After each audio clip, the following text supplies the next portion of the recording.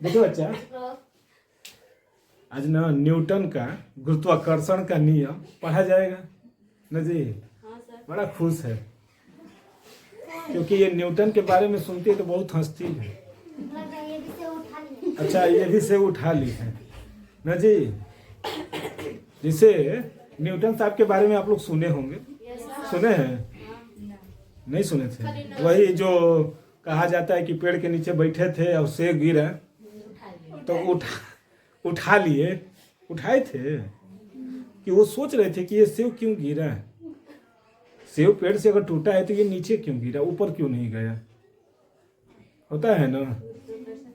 तब वो बाद में न दिए हैं गुरुत्वाकर्षण का नियम, वो तो बाद में दिए।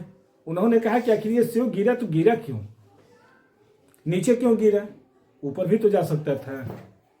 तो आम आदमी वैसे नहीं सोच सकता है, एक साधारण मनुष्य ये सब चीजों को नहीं सोचता है, बार बार सोचते हैं। आखिर हम लोग भी गिरते हैं जमीन पर तो फट से गिर जाते हैं ना, उड़क लगती है गिर जाते हैं। तो उन्होंने, हम उससे पहले भी तो लोग थे, उससे पहले भी तो पेड़ से सब गिर रहे थे नीचे, लेकिन कोई नहीं सुना था है ना, सोचा, लेकिन वो सोच लिए।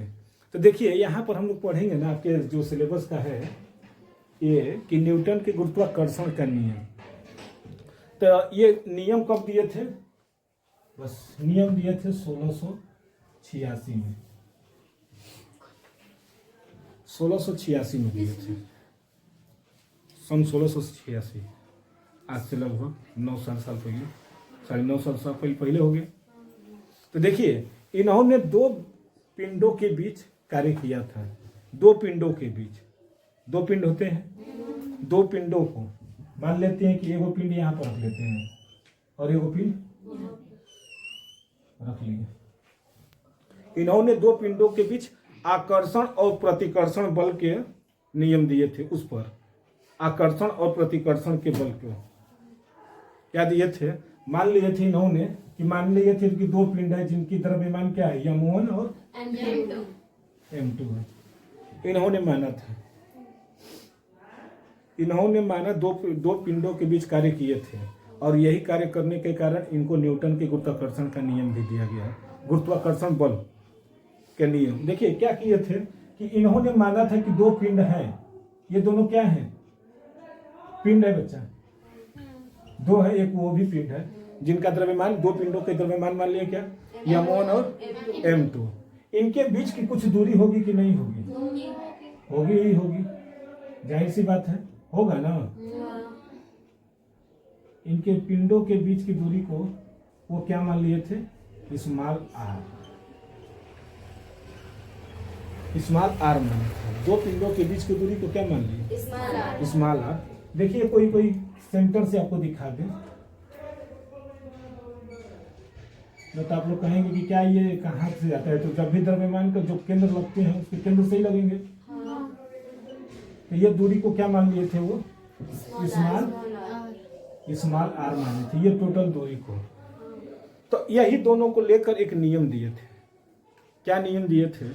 देखिए कि यदि दो पिंडों के बीच लगने वाला आकर्षण या प्रतिकर्षण बल, आकर्षण हो सकता है या फिर इन दोनों के बीच आकर्षण भी हो सकता है और प्रतिकर्षण भी हो सकता है, याद कर लीजिएगा, आकर्षण या प्रतिकर्षण बल, जिसको किससे डिनोट करेंगे? F से। या तो आकर्षित हो सकते हैं या फिर प्रतिकर्षित हो सकते हैं ना।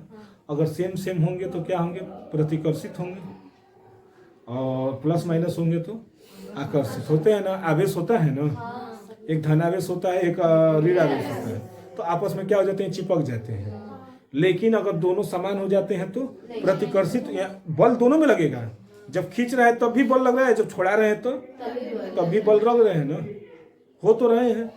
तो एक निश्चित दूरी पर आने के बाद या तो आकर्षण होगा या फिर प्रतिकर्षण होगा। तो वही तो इन्होंने बोला था क्या कि यदि दो पिंडों के बीच लगने वाला आकर्षण या प्रतिकर्षण बल, देखिए परिभाषा है, दो पिंडों के बीच लगने वाला आकर्षण या प्रतिकर्षण बल, उनके दोनों पिंडों के द्रव्यमान के गुणनफल के समानुपाती होता है। यानी बल जो है F है ना, किसके समानुपाती हो जा रहा है? इन दोनों द्रव्यमानों के गुणनफल के समानुपाती है। यानी M1 इंटू हो सकता है, और दोनों पिंडों के बीच की दूरी के वर्ग के व्युत्क्रमानुपाती होता है।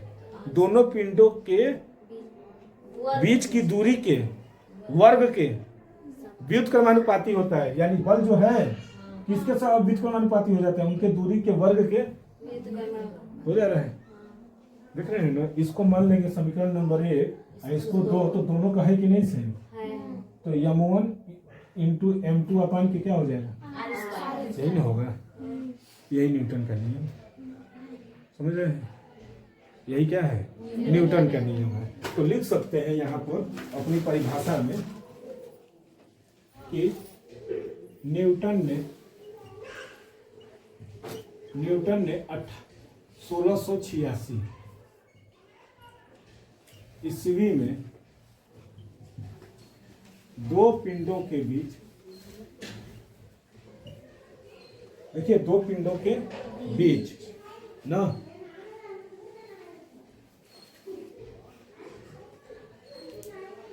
पिंडों कह सकते हैं या फिर कण भी बोल सकते हैं।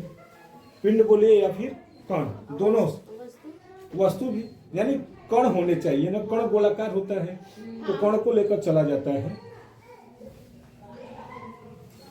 कणों के बीच कार्य करने वाले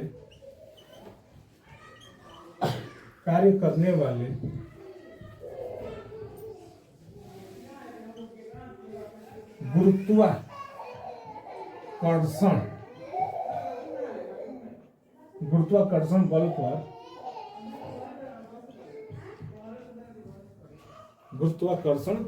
पर गुरुत्वाकर्षण बल के लिए बच्चे के लिए एक नियम प्रतिपादित किए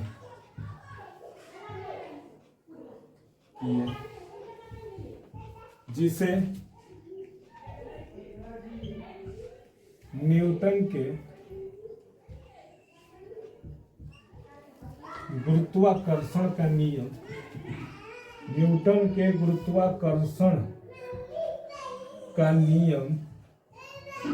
कहते हैं। न्यूटन के गुरुत्वाकर्षण का नियम कहते हैं। लिखेंगे इस नियम के अनुसार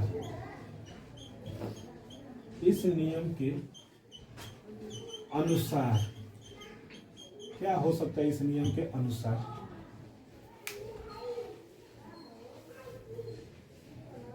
क्यों? अच्छा, इस नियम के अनुसार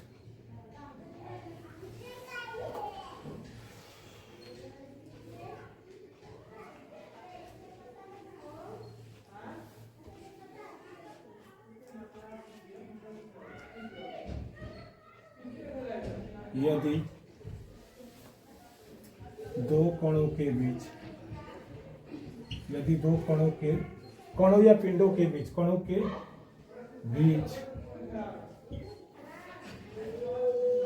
दो बार लिख दिए ना,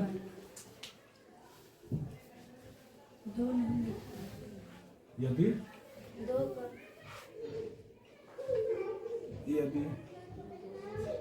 दो कणों के बीच लगने वाला आकर्षण या प्रतिकर्षण बल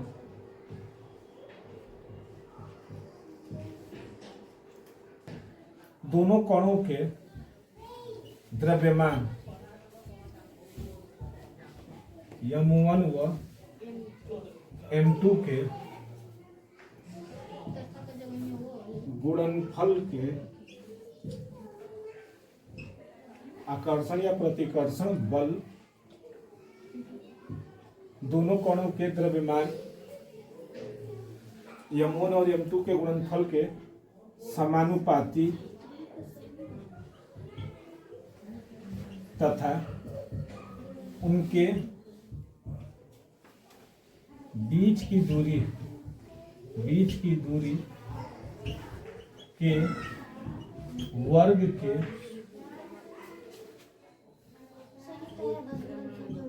व्युत्क्रमानुपाती होता है।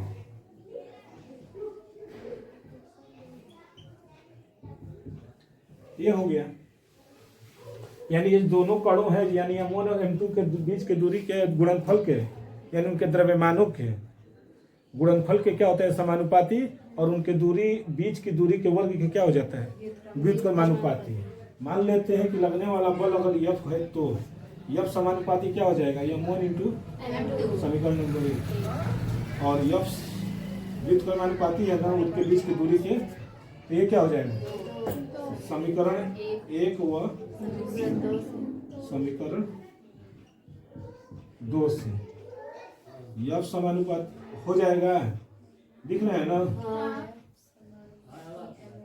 m1 m2 अपान r स्क्वायर होगा। जब इसको हटाते हैं तो एक नियतांक लगाते हैं ना, वो नियतांक हम यहाँ पर मान लेते हैं क्या, कैपिटल G।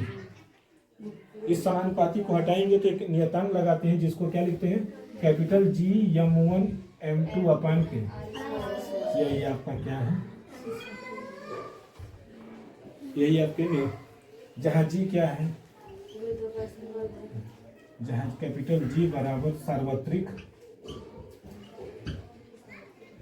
नियतांक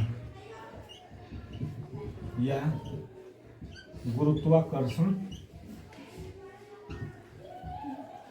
सार्वत्रिक नियतांक लिख देते हैं, नियतांक यानी हर जगह वही रहेगा, ये बदलने वाला है। नियतांक का मतलब क्या होता है कि वो नियम जहां भी रहेंगे वही वाला वैल्यू हर जगह काम करता है। यही क्या है, न्यूटन का गुरुत्वाकर्षण का नियम होता है, जहाँ जी क्या है, सार्वत्रिक नियतांक है, जिसको गुरुत्वाकर्षण नियतांक भी बोला, सार्वत्रिक गुरुत्वाकर्षण नियतांक भी बोला जाता है, क्योंकि गुरुत्वाकर्षण के नियम से निकाल रहे हैं ना, इसलिए इसको क्या लिख सकते हैं, सार्वत्रिक गुरुत्वाकर्षण नियतांक भी बोला जाएगा। जहाँ जी का मान कितना होता है बच्चा, 6.67 गुणे 10 के पावर, बताइए आप लोग जानते हैं, -11। देखिए अब कैसे निकाला जाएगा मात्रक इसका, इतना तो हम निकाल दिए, लेकिन जी का मात्रक अगर निकाला जाए तो कैसे निकालेंगे ना, तो यहाँ से आप लोग मात्रक कैसे निकाल सकते हैं। ठीक, यहाँ पर जी है ना, जी को तो जस का तस कर दे, जी आर, तो जी का होगा तो हाई कहाँ जाएगा, उधर, m1 m2 क्या होगा, नीचे होगा ना, यानी f इंटू आर स्क्वायर ही क्या हो जाएगा, m1 इंटू f का मात्रक क्या होगा, न्यूटन, इसका मात्रक मीटर स्क्वायर, इसका प्रति केजी स्क्वायर होगा ना, दो गुना है, द्रव्यमान का मात्रक क्या होता है, केजी, तो केजी स्क्वायर हो जाएगा कि नहीं, हो जाएगा ना, यानी क्या मात्रक निकले, न्यूटन मीटर स्क्वायर प्रति केजी स्क्वायर, इसके आधार पर निकलेंगे ना। तो जी का मान कितना होता है, 6.67 गुणे 10 के पावर -11 न्यूटन मीटर स्क्वायर प्रति केजी स्क्वायर। समझ में आया, इसके आधार पर निकल जाएगा ना मात्रक। अगर कोई कहेगा कि सार्वत्रिक गुरुत्वाकर्षण नियतांक का मात्रक बताइए, तो अगर ये सूत्र याद रहेगा तो मात्रक नहीं निकल जाएंगे, हो जाएंगे ना। समझ में आया।